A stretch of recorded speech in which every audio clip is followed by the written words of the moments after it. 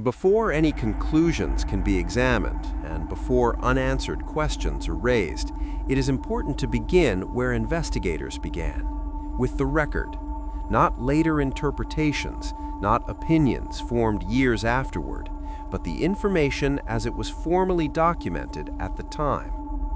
Everything in this section comes directly from official case files, contemporaneous reports, and statements recorded during the investigation.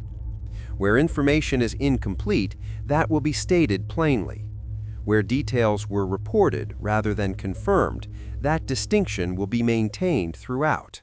This is the case file as it exists in documented form.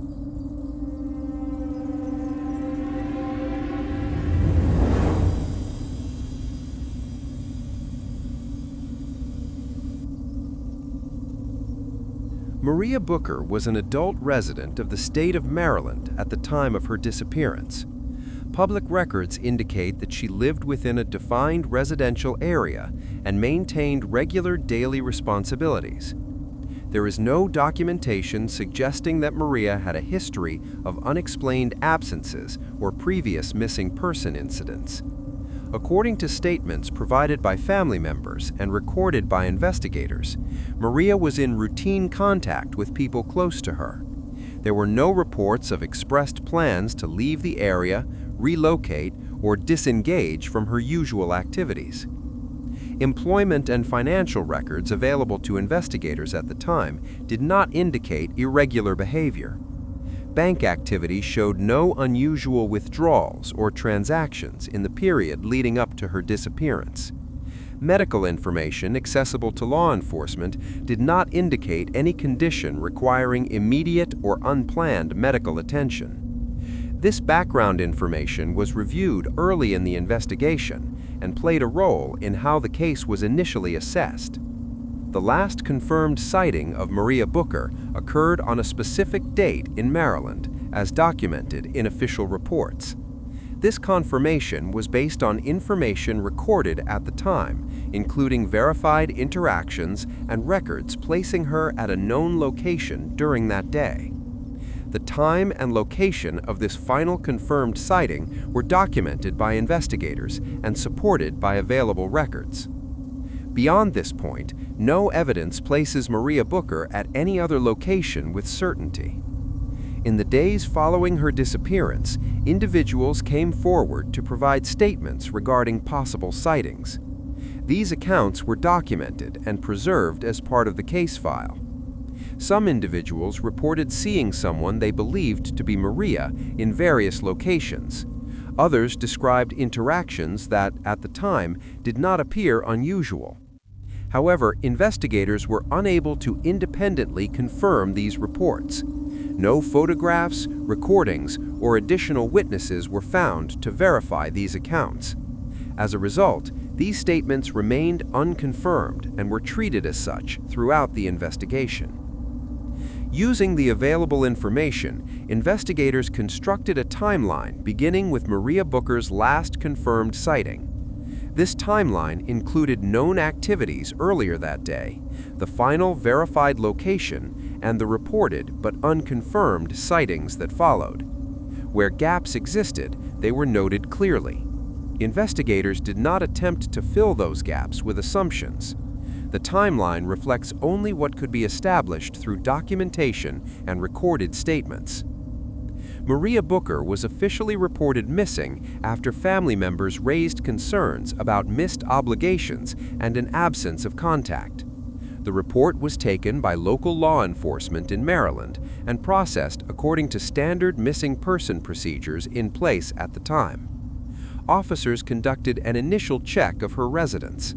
There were no documented signs of forced entry or disturbance. Personal belongings appeared to be in place. No message or note indicating an intention to leave was located. These observations were recorded and included in the initial assessment. Investigators collected physical items considered relevant based on the information available at the time. These included personal belongings identified by family members as significant. No evidence suggesting a physical struggle was documented at the residence. No vehicle associated with Maria Booker was reported missing or recovered under concerning circumstances. All collected items were logged and preserved according to the procedures and standards in place at that time. Search efforts were initiated in line with missing person protocols used during that period. These efforts included area canvassing, interviews with neighbors, co-workers, and known associates, and checks with hospitals and transportation services. The scope of these efforts was guided by the information available and by the practical limitations common to investigations of that era. No confirmed sightings resulted from these searches. Based on the absence of evidence indicating a voluntary departure, investigators classified the case as a missing person under unexplained circumstances. At that stage of the investigation, there was no confirmed indication of criminal involvement. This classification influenced how the case proceeded and how resources were allocated.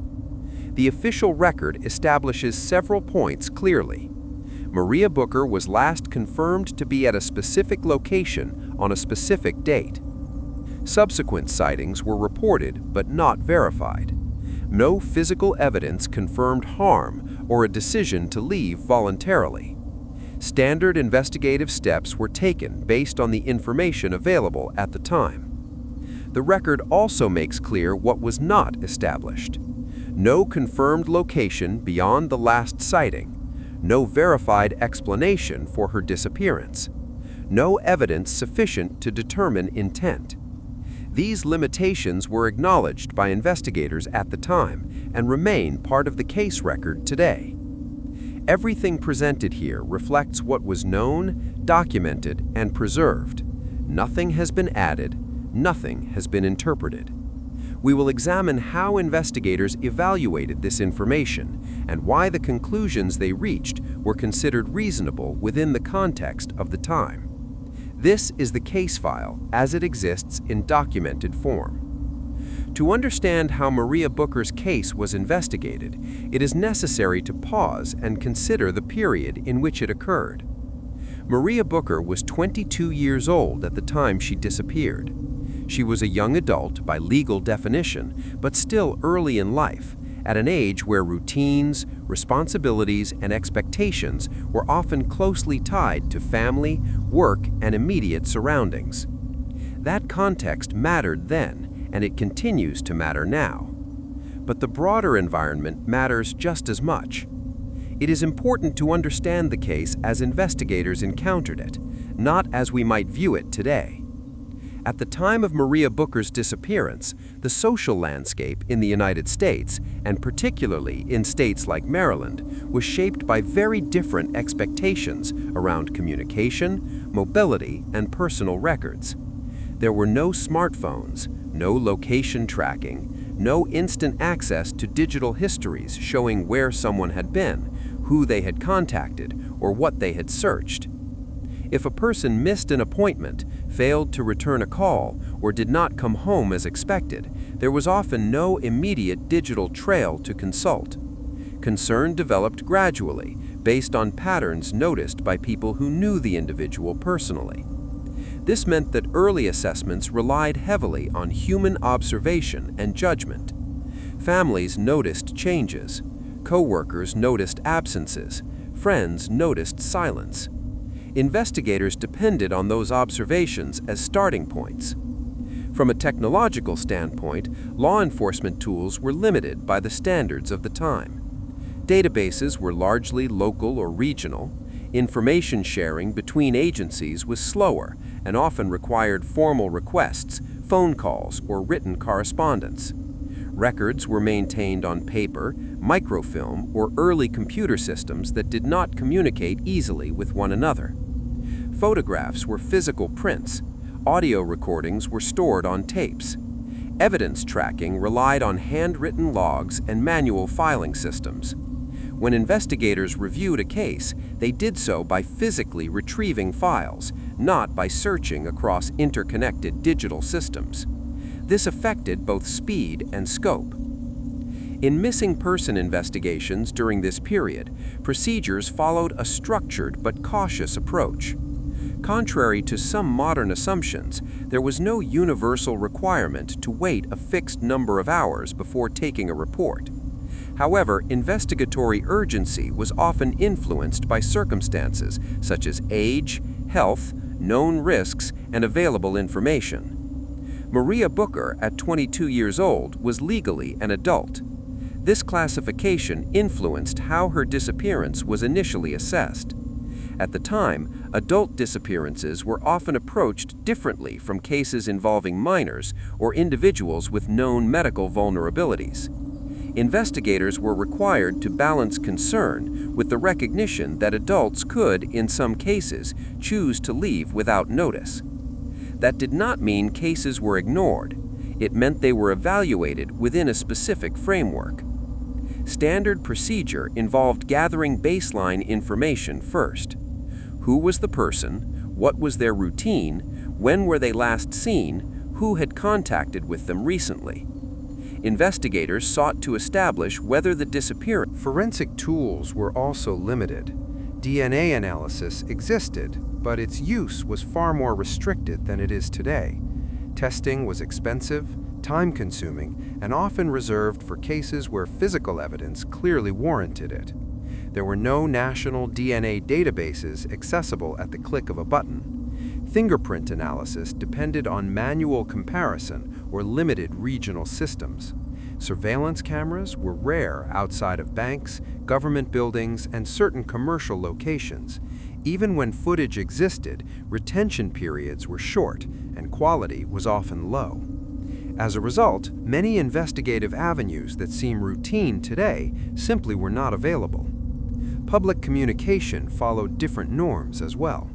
News traveled through newspapers, radio broadcasts, and scheduled television reports.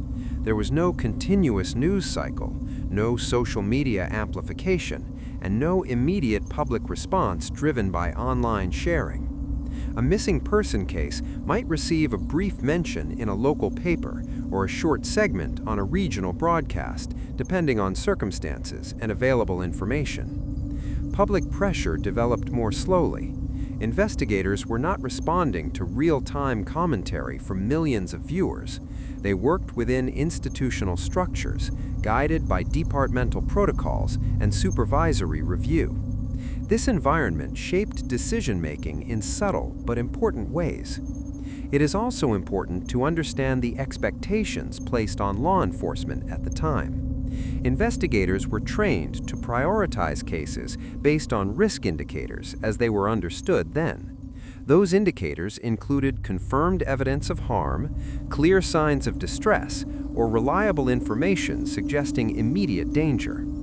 In cases where such indicators were absent, investigations proceeded methodically, often focusing first on establishing whether a person had left voluntarily or encountered an unexpected interruption in routine. This was not a dismissal of concern, it was a structured process. The cultural understanding of missing adults was different as well. At the time, it was more common for investigators to encounter situations where adults temporarily lost contact with family or relocated without formal notice, particularly during periods of personal transition. This context influenced early classifications and investigative pacing. It is essential to acknowledge this not as a judgment, but as a reflection of the professional environment in which decisions were made. Looking back from a modern perspective, it can be tempting to apply today's standards retroactively, but doing so risks misunderstanding the constraints under which investigators operated. They worked without the benefit of technologies that now feel essential. They made assessments based on the information available to them at the time. They followed procedures designed for the realities of that era. Understanding this context does not answer every question, but it does provide clarity. As we move forward in this examination, the goal is not to reframe the past through a modern lens, but to understand it on its own terms. Only then can we fairly examine what investigators concluded, why those conclusions were considered reasonable within the professional standards of that period, and where uncertainty remained. With that context in place, We can now turn to how the investigation itself unfolded and how professionals evaluated the information they had in front of them at the time. Before any conclusions are examined and before unanswered questions are acknowledged, it is necessary to clearly establish what is known. This section contains only information drawn from official records, contemporaneous documentation, and statements preserved during the investigation. Where information is confirmed, that will be stated clearly.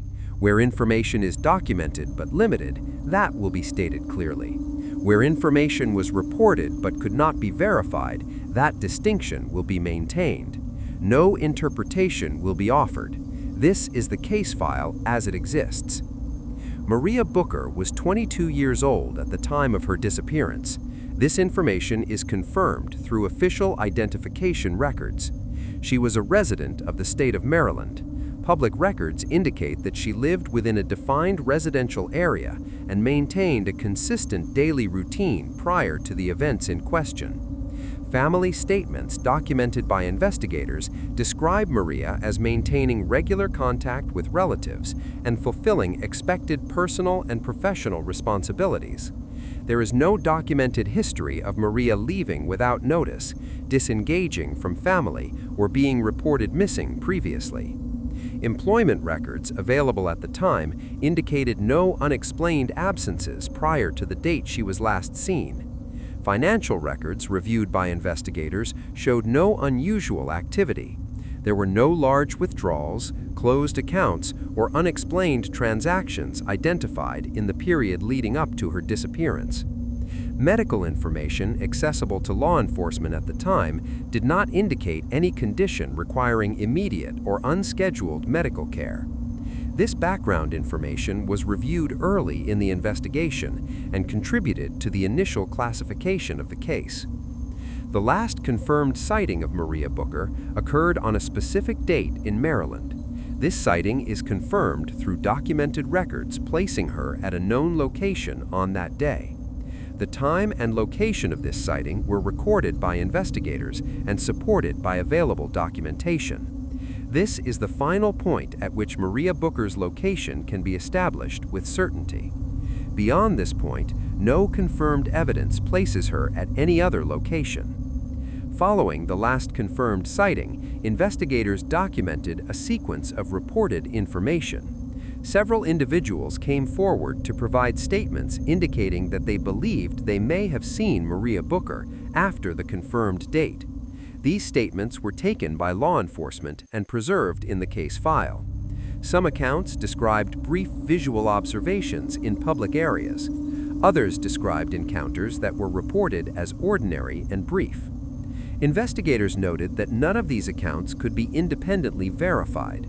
No photographs, recordings, or surveillance materials were available to support them. As a result, these accounts remained reported but unconfirmed. They were not treated as established facts. Using the available information, investigators constructed an official timeline. The timeline began with Maria Booker's known activities prior to the last confirmed sighting. It included the confirmed date, time, and location where she was last seen. Reported sightings were included separately and clearly identified as unverified. Where time gaps existed, they were recorded as such. Investigators did not assign assumed locations or inferred movements where evidence was absent. The timeline reflects only what could be supported by documentation or recorded statements. Maria Booker was officially reported missing after family members raised concerns regarding missed obligations and an absence of expected contact. The missing person report was taken by local law enforcement in Maryland and processed in accordance with procedures in place at the time. Officers conducted an initial check of her residence. According to documented observations, there were no signs of forced entry or disruption. Personal belongings appeared to be in place. No written message, recorded communication, or indication of an intent to leave was located. These observations were documented and included in the official record.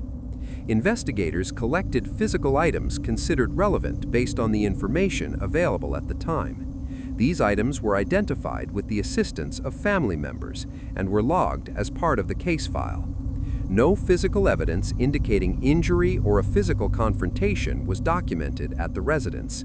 No vehicle associated with Maria Booker was reported missing or later recovered under concerning circumstances. All collected items were cataloged and preserved according to established evidence handling procedures used during that period. Search efforts were initiated following the filing of the missing person report. These efforts included area canvassing, interviews with neighbors, co-workers, and known associates, and inquiries with hospitals and transportation services. Investigators documented each step taken and the results obtained. No confirmed sightings resulted from these efforts. No new evidence was identified that altered the established timeline. Based on the available information, investigators classified the case as a missing person under unexplained circumstances. At that stage, there was no confirmed indication of criminal involvement. This classification reflected the absence of physical evidence, verified sightings beyond the last confirmed date, or documentation suggesting a voluntary departure. This classification guided how the investigation proceeded and how resources were applied. The official record establishes several facts clearly. Maria Booker was 22 years old at the time of her disappearance. She was last confirmed to be at a known location on a specific date in Maryland. Subsequent sightings were reported but not verified. No physical evidence confirmed injury or intent to leave. Standard investigative steps were taken based on the information available at the time. The record also establishes what could not be determined: no confirmed location beyond the last sighting, no verified explanation for her disappearance, no evidence sufficient to determine intent. These limitations were documented by investigators. With the documented facts established, the next step is to understand how investigators evaluated that information and why the decisions they made were considered appropriate within the professional framework of the time. This requires examining the investigation as it unfolded, rather than through modern expectations. Given the information available at the time, investigators began by focusing on the most immediate and verifiable elements of the case. The first priority was confirmation. They sought to confirm when Maria Booker had last been seen, where that sighting occurred, and whether any verified contact followed. Establishing a reliable point of reference was essential because every subsequent decision depended on that foundation. Once the last confirmed sighting was documented, investigators assessed the surrounding circumstances. They examined whether Maria's disappearance represented a departure from her known routine. This involved reviewing employment attendance, personal responsibilities, and family contact patterns. According to the information available, there was no documented history of unexplained absences or sudden changes in behavior. From an investigative standpoint, this absence of prior indicators was significant. Under the standards of that period, investigators were trained to evaluate adult disappearances through a structured process. That process required determining whether there was evidence suggesting immediate danger, voluntary absence, or an interruption that could not yet be explained. At the early stages of Maria Booker's case, there was no confirmed evidence indicating harm, distress, or coercion. As a result, investigators proceeded methodically. They began with interviews of individuals who had direct and recent contact with Maria. This included family members, co-workers, neighbors, and known associates. The purpose of these interviews was not to draw conclusions, but to establish context and verify consistency. Investigators documented what was known, what was uncertain, and what could not be confirmed. Certain leads were prioritized because they offered the highest potential for verification. For example, reported sightings that occurred close in time to the last confirmed sighting received early attention. investigators attempted to determine whether these accounts could be corroborated through additional witnesses, physical records, or other documentation. When corroboration was not possible, those leads were not dismissed, but they were classified accordingly. Other leads were examined and then ruled out when they did not align with verified information. For instance, when individuals reported seeing someone they believed to be Maria in locations that conflicted with the established timeline, investigators assessed whether those reports could be reconciled with known facts. In cases where they could not, the reports were noted but not incorporated into the official timeline. This approach was consistent with professional standards designed to prevent unsupported information from altering investigative direction. Investigators also reviewed Maria Booker's financial records and personal documentation. Given the information available at the time, there were no indicators suggesting preparation for departure. There were no unusual transactions, no closed accounts, and no documented efforts to secure resources associated with relocation. From an investigative standpoint, this reduced the likelihood of certain scenarios and allowed investigators to focus their attention elsewhere. The condition of Maria's residence was also considered. Officers documented that there were no signs of forced entry or disruption. Personal belongings appeared to be in place. There was no recorded evidence suggesting a sudden departure or an event requiring immediate response. Under the standards of that period, the absence of such indicators influenced how the case was classified and how resources were allocated. Search efforts were conducted in accordance with missing person procedures in use at the time. Investigators canvassed areas connected to Maria's routine. They spoke with individuals who might reasonably have encountered her. They checked with hospitals and transportation services. Each of these steps was documented along with the results. When those efforts did not produce confirmed sightings or new evidence, investigators reassessed their options based on what could be reasonably pursued with the information available. This reassessment did not indicate abandonment of the case. It reflected a transition from immediate response to sustained review. From a procedural standpoint, this was a standard progression. Investigators also considered jurisdictional limitations. Information sharing between agencies required formal coordination, and records were not centralized in the way they are today. Each request for information involved time and verification. Under the standards of that period, investigators prioritized actions that could reasonably yield results within those constraints. As time passed without new verified information, investigators reviewed the case to determine whether its classification remained appropriate. At that stage, there was still no confirmed evidence indicating criminal involvement. There was also no verified information supporting a voluntary departure. Given those conditions, the case remained classified as a missing person under unexplained circumstances. From an investigative standpoint, this conclusion was reasonable. It reflected the available evidence, the absence of confirmed indicators pointing in a specific direction, and adherence to established procedures. Importantly, this classification did not close the case. It defined how it was managed. The case was reviewed periodically, referenced when relevant information surfaced, and preserved for potential re-examination. Investigators documented unresolved questions rather than attempting to resolve them without evidence. This restraint was intentional. Under the standards of that period, drawing conclusions without sufficient support was considered inappropriate and potentially harmful to an investigation. As a result, the case remained open to review rather than being forced toward an outcome that could not be substantiated. When viewed within its historical and procedural context, the original investigation reflects a careful balance between concern and professional discipline. Investigators followed the information they had. They avoided assumptions. They documented uncertainty rather than concealing it. From the perspective of the time, the decisions made were consistent with training, policy, and available tools.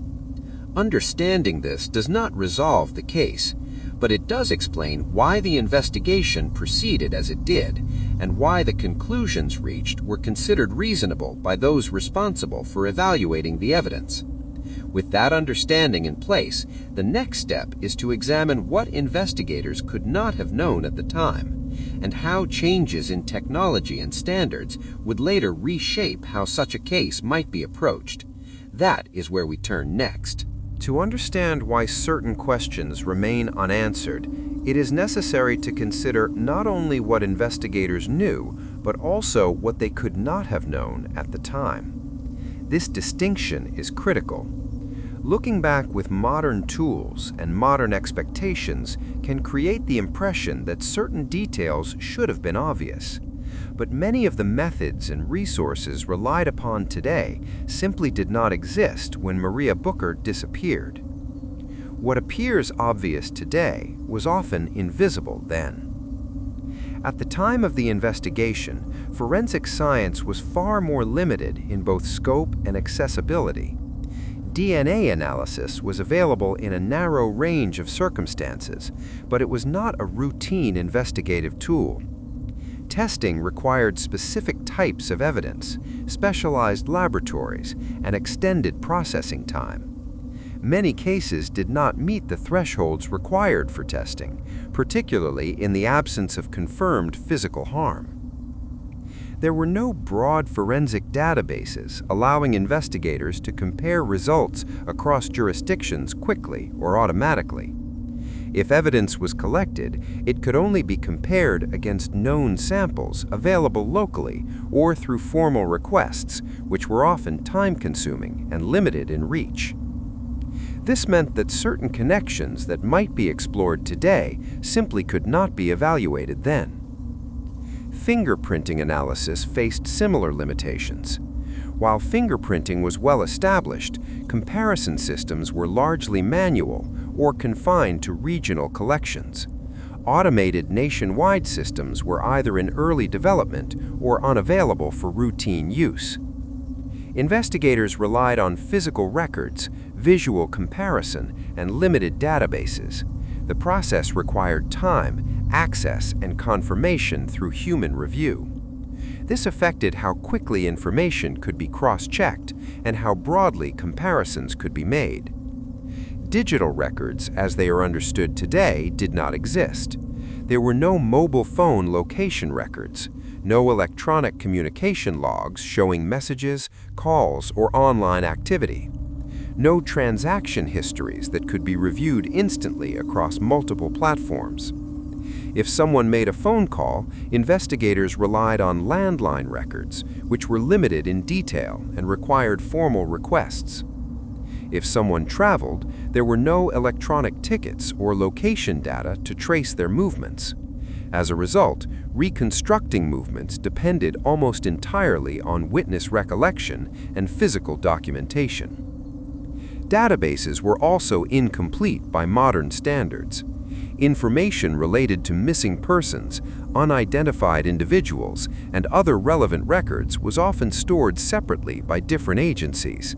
There was no centralized system allowing investigators to search across jurisdictions in real time. Sharing information required direct communication between departments, often by phone, fax, or written correspondence.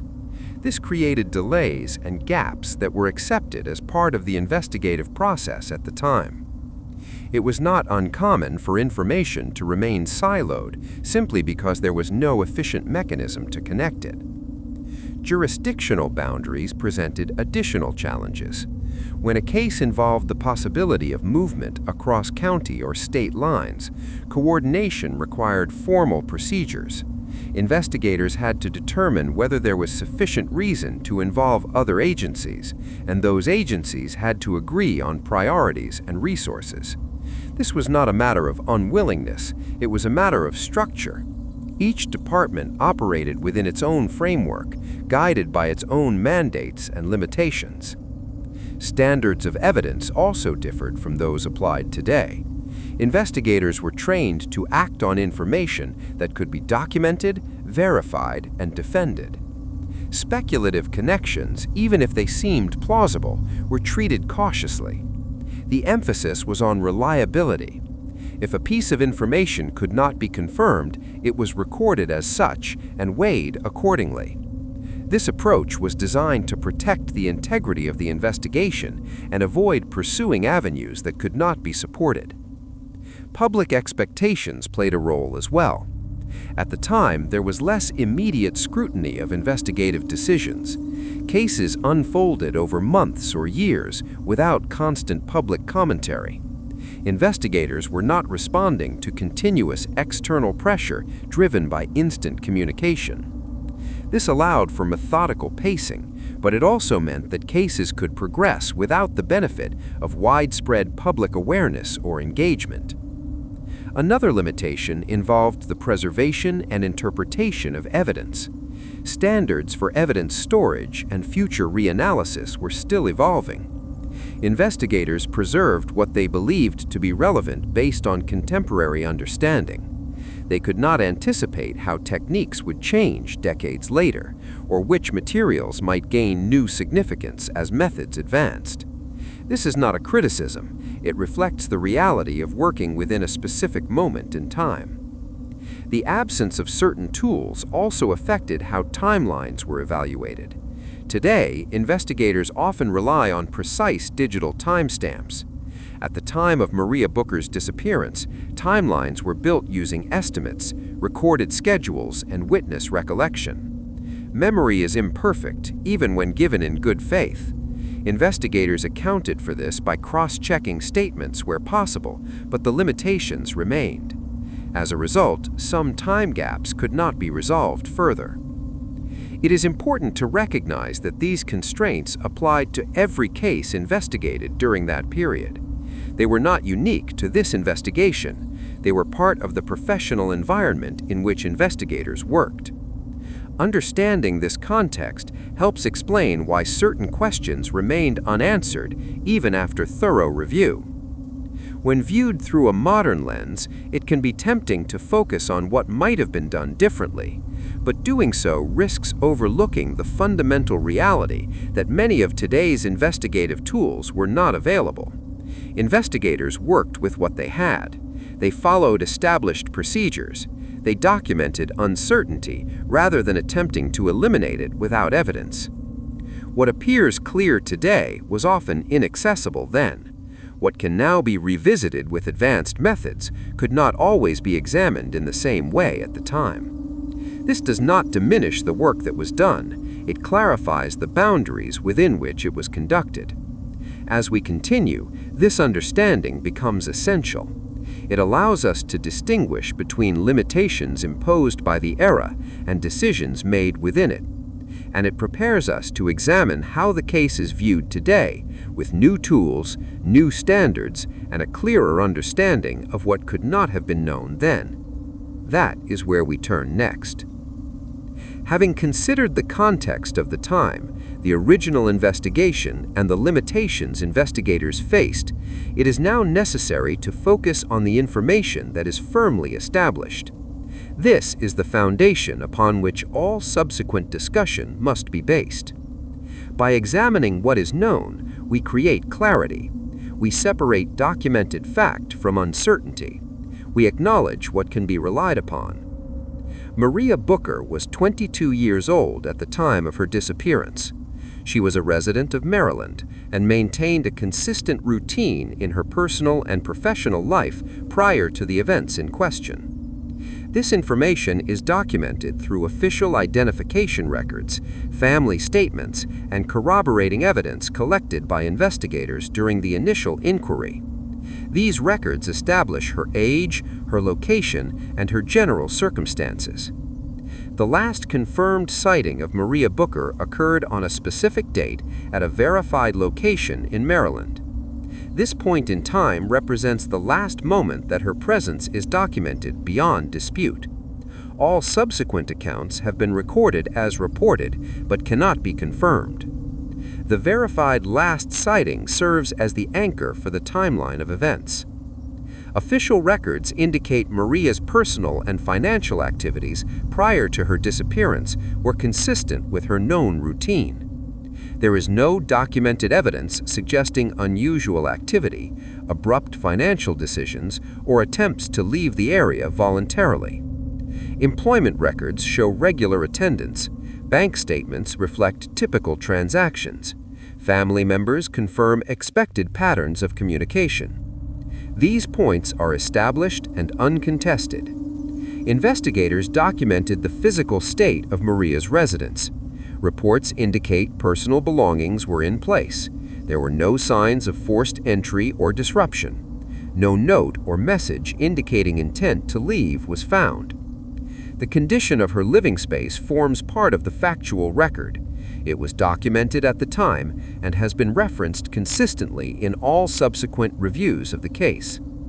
Search efforts following the report of Maria's disappearance were conducted according to standard procedures of the period. Investigators canvassed areas tied to her routine, interviewed neighbors, co-workers, and other known associates, and checked relevant institutions, such as hospitals and transportation hubs. All documented efforts were recorded, along with the outcomes. While these efforts did not result in confirmed sightings, the efforts themselves are established and verified. These points remain undisputed decades later. They form the foundation of the case.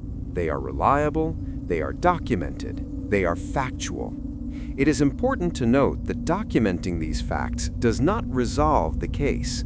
It does not explain the absence of verified information beyond the last confirmed sighting.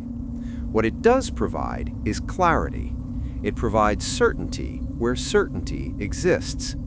It allows investigators, researchers, and the public to distinguish between the elements of the case that are established and the elements that remain unknown. It allows us to consider later developments or re-examinations without confusing fact with speculation. The consistency of these facts over decades is also significant. Despite multiple reviews, investigations, and advances in technology, the established elements of Maria Booker's case remain unchanged. The verified last sighting, the recorded circumstances, the documented search efforts, and the confirmed information about her age and routine all continue to hold up under modern review. This demonstrates that while some questions remain, the original documentation was thorough, accurate, and reliable. Understanding what is known is essential before considering what remains unknown. It sets boundaries. It guides analysis. It ensures that any discussion of potential developments, investigative challenges, or unresolved questions is grounded in reality. This segment reassures us that not everything about Maria Booker's disappearance is uncertain. Certain facts endure. Certain records remain uncontested. Certain conclusions, based on evidence and documentation, continue to make sense even decades later. With this foundation in place, we are prepared to examine what investigators could not have known and how limitations in tools, technology, and procedures at the time influenced the investigation. This will provide a clearer understanding of why some questions could not be answered then and why they continue to be part of the case today. Having reviewed the facts that are established, the verified information, and the context of the investigation, we now turn to what remains unknown. This segment is critical because understanding the limits of knowledge provides insight into the challenges investigators faced and into the aspects of the case that continue to resist resolution. It is equally important to note that we are not here to provide answers where none exist. We are here to explain why certain questions could not be fully resolved. Despite decades of review, gaps in the timeline remain. These gaps are points in time where Maria Booker's location, activities, or interactions cannot be confirmed. They do not indicate negligence or error. They reflect the limitations of observation, documentation, and available records at the time. Investigators were careful to record what was known and what was not, and to differentiate between verified events and reported accounts.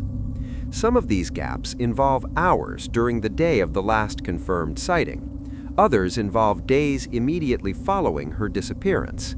At each of these points, investigators lacked corroborating evidence to establish a definitive location or action. Conflicting statements were another area of challenge. Several individuals provided information that appeared inconsistent with other accounts. These statements were documented as part of the official record, and investigators noted the discrepancies. In some cases, the conflicts arose from differences in memory or perception, which are natural and expected. In other instances, the information could not be independently verified due to the absence of additional witnesses or records.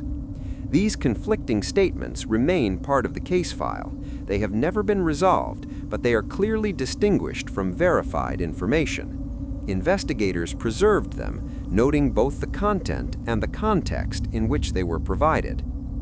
Evidence in some areas was inconclusive. Physical items were collected, examined, and logged according to standard procedures at the time. Some items offered possible insight, but did not provide definitive information about Maria's movements or the circumstances of her disappearance. The inconclusive nature of certain evidence is not a flaw. It reflects the limits of the tools, procedures, and understanding available during the period of the investigation. Investigators openly acknowledged these limitations, both in reports and during review processes. They noted where evidence raised questions but could not be interpreted with certainty. Several questions were acknowledged by investigators as remaining unanswered. What was Maria Booker's location during the unconfirmed hours and days? How can the reported sightings be reconciled, if at all, with the verified timeline? Are there any overlooked connections in the collected evidence that could have been identified with resources unavailable at the time? Could additional corroborating information have been obtained from institutions, agencies, or individuals that were not accessible then? These questions were recorded in the case file. Investigators understood that they were important, but they also understood that without verifiable evidence, definitive answers could not be provided. It is essential to recognize that the absence of resolution does not imply fault. The investigative team acted according to the standards, resources, and procedures available during the period. They documented gaps and inconsistencies accurately and preserved them for future review. In other words, these unknowns exist because of the constraints and realities of the time, not because of oversight. Some unknowns arise simply from the nature of human activity and memory. Witnesses may recall events differently, especially over time. Memories can conflict without intention or error. Documentation may be incomplete, either because it was not possible to record every observation or because certain details were considered peripheral at the time. Investigators accounted for this by noting all discrepancies, cross-checking where feasible, and maintaining clear records of verified versus unverified information. Another factor involves communication barriers between jurisdictions and agencies. Even when information existed in one location, it was not always accessible to investigators in another area. These barriers could result in unanswered questions regarding sightings, activities, or documentation that might otherwise have clarified aspects of the case. Importantly, the gaps and unresolved elements are part of the documented record. They were preserved not to highlight failure, but to maintain transparency and accuracy. Investigators clearly distinguished between what was verified, what was reported, and what could not be confirmed. This distinction continues to guide any re-examination or review of the case. By presenting what is known alongside what is unknown, we create a clearer picture of the investigation. We acknowledge both certainty and limitation. We recognize the professionalism with which the case was handled, and we maintain a careful separation between documented facts and questions that remain unresolved. This approach is intended to support understanding, not speculation. It allows us to engage intellectually with the case while remaining grounded in evidence. In summary, what we do not know includes points in time where Maria Booker's location is unverified, witness statements that conflict or cannot be reconciled, evidence that raises possibilities but is inconclusive, questions that investigators recorded as remaining unanswered due to limitations of the era. These unknowns are preserved in the official record, acknowledged openly by investigators, and remain part of the case today. Understanding these limitations provides context for later developments. It explains why certain investigative conclusions were made with caution. It explains why some leads were pursued while others could not be confirmed. It explains why the case continues to be reviewed and why it continues to be of interest for those examining cold cases. By distinguishing what is known from what is unknown, we maintain both accuracy and integrity in examining Maria Booker's disappearance. As we continue examining Maria Booker's case, it is important to highlight a specific element of the investigation that, while unremarkable at the time, has attracted attention in subsequent reviews. This is a procedural or timeline detail that was fully documented, handled according to standard practices, and recorded in the case file. It is not a matter of fault, oversight, or speculation. It is a matter of how a single documented point, viewed in a modern context, can appear more significant than it did initially.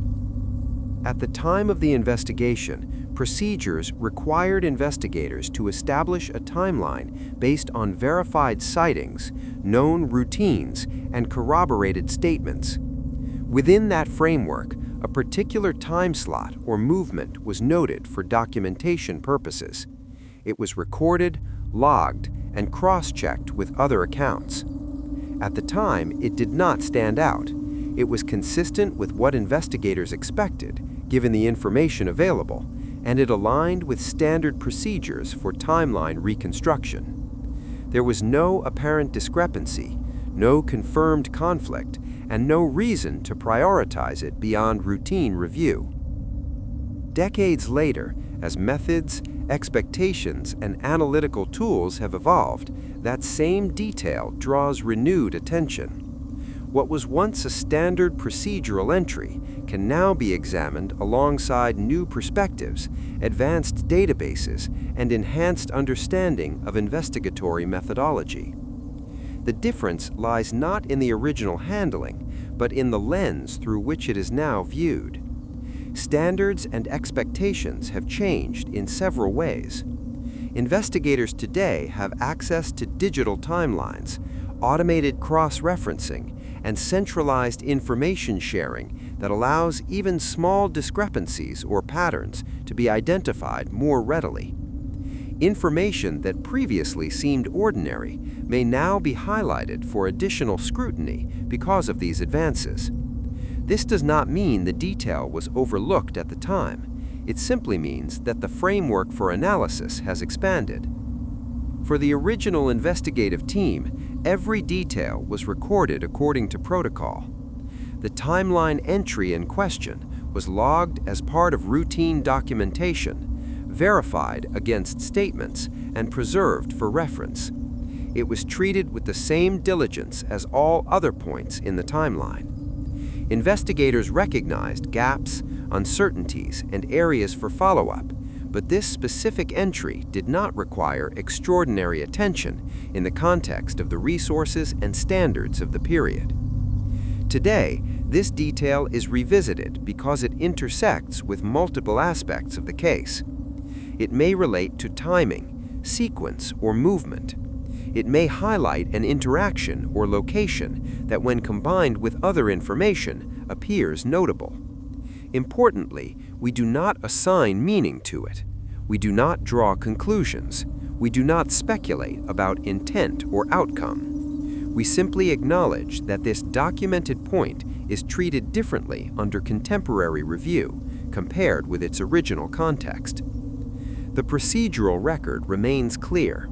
The entry was verified at the time. It was documented according to standard procedure. Investigators applied the information consistently with available evidence. The shift in attention reflects changes in investigatory tools, methods, and standards rather than any deficiency in the original work. Highlighting this detail is not intended to dramatize the case.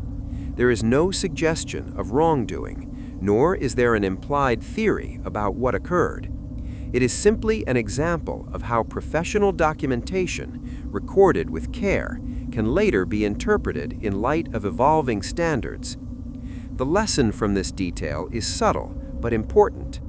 Investigators operated within a framework defined by the era: limited technology, formal communication procedures, and evidence standards appropriate to the period. What may now seem significant was then routine. This demonstrates the value of historical context in evaluating cold cases. For viewers, this presents an opportunity to consider the investigatory process itself. How are timelines constructed? How are procedural entries verified and recorded? How does evolving technology affect what is noticed decades later? These are questions about process, documentation, and professional standards. They are not questions about individual actions, character, or intent. In reviewing Maria Booker's case, this single detail illustrates how the accumulation of documented facts can be revisited and re-examined without implying error or assigning responsibility. It reminds us that procedures evolved, that investigatory tools advance, and that perspective changes over time. Yet the integrity of the original work remains intact. This careful attention to procedural documentation is a hallmark of thorough investigation. It demonstrates that even details that seemed ordinary at the time were recorded accurately, verified, and preserved. It also shows how the lens of modern review can highlight patterns, sequences, or points of interest that were not apparent initially, while remaining grounded in the facts as they were documented. Ultimately, the purpose of examining this detail is not to answer questions. It is to illustrate process. It is to reinforce trust in the documentation. It is to allow viewers to reflect on how investigatory work unfolds, both at the time it occurs and decades later. No conclusions are drawn. No judgment is implied.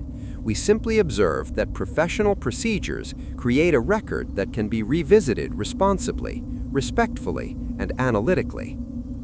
Having examined the facts, the unknowns, and the detail that aged differently, it is important to step back and consider the broader lessons that this case provides for investigatory methodology.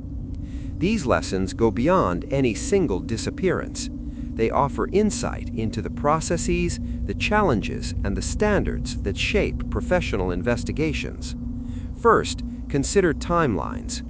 In the investigation of Maria Booker, timelines were constructed with careful attention to verified sightings, documented statements, and recorded activities. Every confirmed point in time provided a foundation. Every unverified or conflicting report was noted, but clearly separated from verified information. This demonstrates a fundamental principle. Timelines are not mere approximations. They are tools for organizing evidence, evaluating consistency, and guiding subsequent investigatory steps. Accurate, clearly documented timelines remain essential in any case, both historically and in contemporary practice. Second, assumptions. Investigators worked with assumptions appropriate to the period. For example, adult disappearances were initially approached differently from those of minors. Patterns of behavior, prior routines, and available evidence informed those assumptions. The key lesson is that assumptions must always be grounded in documented information. They should be explicit, recognized, and re-evaluated as new information becomes available. Unchecked assumptions can introduce risk, whereas transparent assumptions allow for systematic review and future correction. Third, evidence preservation. The case demonstrates the importance of carefully cataloging, logging, and storing items of potential relevance. Physical items, statements, and procedural documentation were all preserved according to the standards of the time. Even inconclusive items were maintained. This practice ensures that cases can be revisited, analyzed with improved tools, and interpreted within evolving investigatory frameworks. Preservation is not merely archival, it is an investment in the integrity of future reviews. Fourth, reevaluation over time. Investigators acknowledged what was unknown and preserved unresolved questions in the case file. Decades later, these entries provide context, guidance, and opportunities for reassessment using modern methods. The lesson here is that investigations are iterative. Cases can benefit from advances in technology, methodology, and analytical standards, but only if the original documentation is precise and reliable. Finally, consider how modern investigators approach similar cases today. Current practice emphasizes digital records, interagency communication, and forensic tools unavailable at the time of Maria Booker's disappearance. Yet the foundation remains the same: verified facts, clear documentation, distinction between confirmed and reported information, and careful adherence to procedural standards. This case illustrates that effective investigatory methodology combines diligence, transparency, and the preservation of both certainty and uncertainty. As we conclude this examination, it is important to differentiate between certainty and probability. Many questions remain unanswered.